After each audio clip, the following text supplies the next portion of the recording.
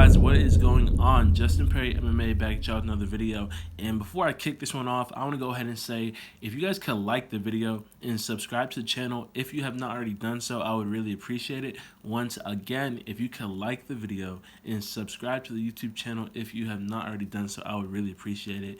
And today's video, it's not any breaking news in the community. It's not any mega fight or interesting fight official fight release or anything like that. It's just something that I had picked up on between a couple of fighters, and I just wanted to go a little bit more in depth into the mindset of it because I haven't seen too many people talk about it. And this is regarding the warrior and the guardian mindset. That's what I call it. And really, it's really got prominent, and people started talking about it when GSP had actually went on the Joe Rogan podcast, and he had done some following interviews talking about how he doesn't like fighting.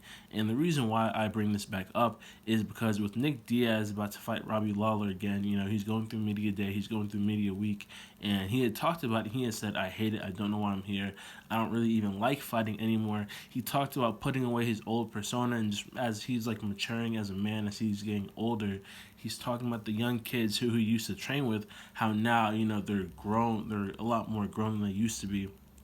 They're entering their teenage years, entering their adulthood. So he's trying to, show them a better route. He's trying to, just show them that, you don't have to be such a hard body all the time.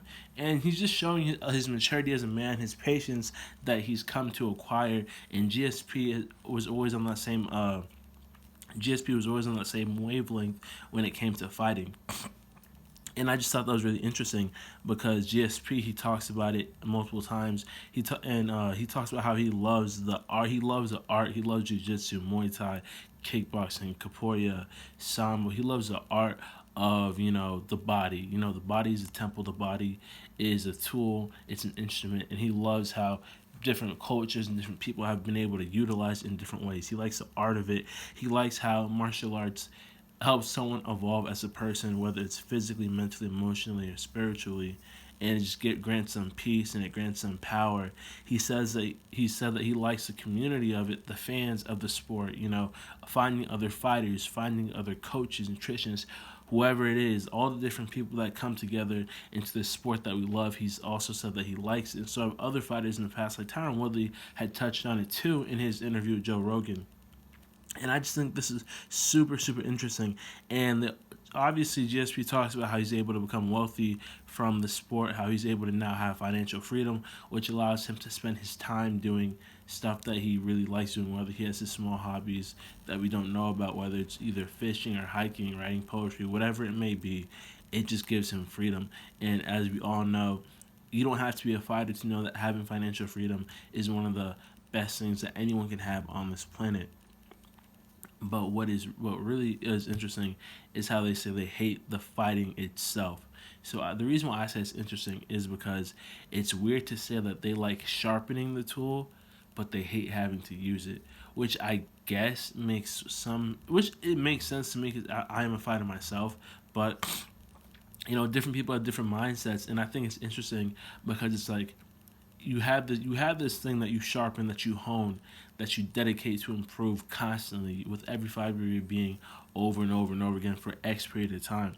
But to say that you wouldn't want to test it, or to say that you hate testing or you hate using it, is interesting to me. Like, obviously, if someone were to say, oh, I hate the drama of it, I hate the drama of the sport, I hate the drama of the media, that's one thing. But to say that you hate performing once you've honed yourself to a certain level, I think that's very interesting. And him and Nick have both, articulated that. And stay tuned because I'm actually about to show a small clip of GSP yesterday a couple days ago at the UFC Hall of Fame event, which he just got inducted to, and he touches on this. I can relate to that. I hate fighting as well. I hate it. I did it because I use that as a benchmark to get me to where I want to get to in life. I don't like fighting. It's the worst day of my life, the day that I fight. But I use that because to get me in life, because I love the freedom, the health, the fitness, the wealth, the access of things that other people does not have. So there's a lot of good advantage, but you need to pay the price. sometime a few times a year if you want to be a fighter among the elite.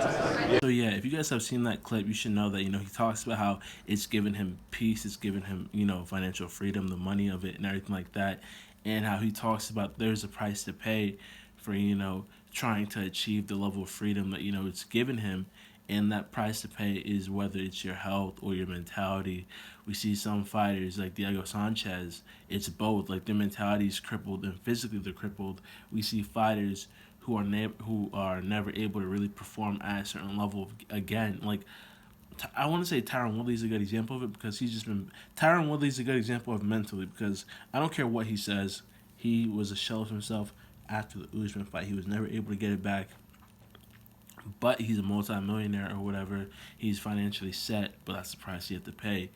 In my opinion, Nate Diaz is a good example of the physical side because his speech pattern is crazy. There's probably some brain damage that we haven't seen. Diego Sanchez, brain damage we haven't seen. Diego Sanchez is actually undergoing, I think a brain scan experiment or a brain scan.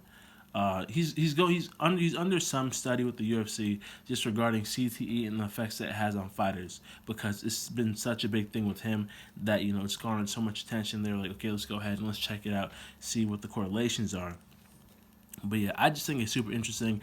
And if you guys have any thoughts about it, comment down below what your thoughts on the mindset are, because it's completely different than what we see normally with the Conor McGregor types, with the more loud and bodacious type of guys. You know what I'm saying? The guys with the supreme confidence.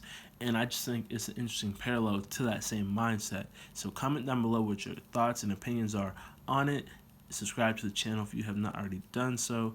Like the video and stay tuned for more. Once again, like the video, subscribe to the channel, and comment down below your thoughts and opinions on the mindset of GSP and Nick Diaz. And how do you think it works? Do you think it works as well as the Supreme Confidence parallel? And I'll catch you on the next one.